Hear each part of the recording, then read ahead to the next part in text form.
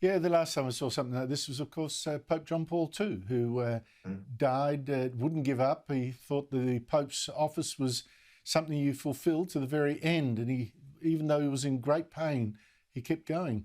But to the madness in Britain, it's a warning to us, Brendan. I'm sorry about that. You guys are our canaries. Your Newcastle soccer team has been taken over by Saudi Arabia's state sovereign wealth fund. It's bought it. And fans from Crystal Palace attacked that with a banner showing a Saudi official beheading the club mascot. It also accuses the Saudis of terrorism, beheadings, civil rights abuses and censorship, which is ironic because British police are now investigating this banner for racism. Brendan, please tell me they are not serious. Sadly, they are serious. This banner held aloft by Crystal Palace fans, as you say, to criticise the Saudi takeover of Newcastle United. It's now being investigated by the police on the basis that it is offensive and possibly racist. I mean, this is just absolutely psychotic. Nothing on that banner was incorrect. The Saudi regime does do all of those things, including executing people by beheadings and supporting terrorism and so on. So it was all completely true.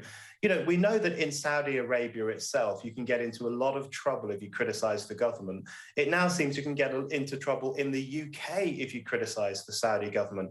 I think what it shows fundamentally is how words like racism and Islamophobia are increasingly being used against perfectly acceptable points of view. It is not racist or Islamophobic to criticize the Saudi regime. And I don't like the way the word Islamophobia in particular is used to control debate about Islam and Islamic theocracy, and really is about punishing people who have the supposedly wrong opinions. Are we supposedly supposed to forget how a regime critic of Saudi Arabia was dismembered in the Saudi consulate in Istanbul? I mean, suddenly, oh no, we don't mind. Forget that. Past is past.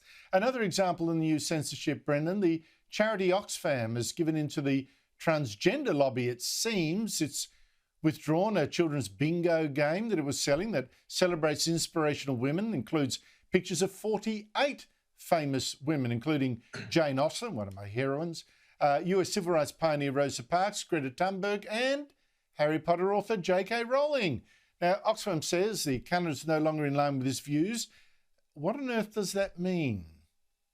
I mean, every week I think wokeness has reached its peak, and then something like this happens. You think it's going to get worse and worse and worse. So it's unclear why Oxfam has withdrawn this children's game that celebrates women. One issue is that they still refer to Elliot Page as Ellen Page. Elliot Page is the actor who transitioned from female to male. But the other problem, supposed problem, is that it does celebrate people like J.K. Rowling and also the Nigerian novelist Chimamanda Ngozi Adichie, both of whom are, in my view, very, very good writers and influential women, but both of whom have been critical of the excesses of the transgender movement, and therefore they come in for a lot of flack.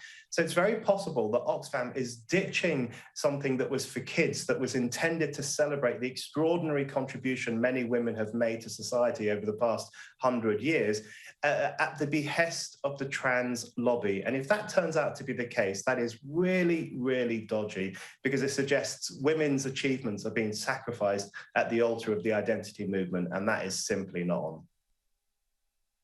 Honestly, from the country of Punch magazine and Jonathan Swift and all these dissident writers and everything, you come to this? What happened, Brendan? It's, I mean, I ask myself that question every single day. Britain, in many ways, was the founding place of modern press freedom. We really did struggle hard for it.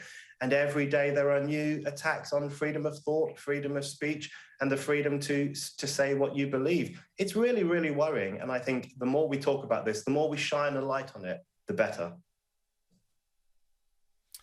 Well, I think that's probably right, but let's not forget, of course, John Bunyan also was jailed. Oscar Wilde ended his time in jail, although not necessarily for crimes against writing at all, but still, maybe we're just regressing to the darker past. Brendan O'Neill, thank you so much for your time.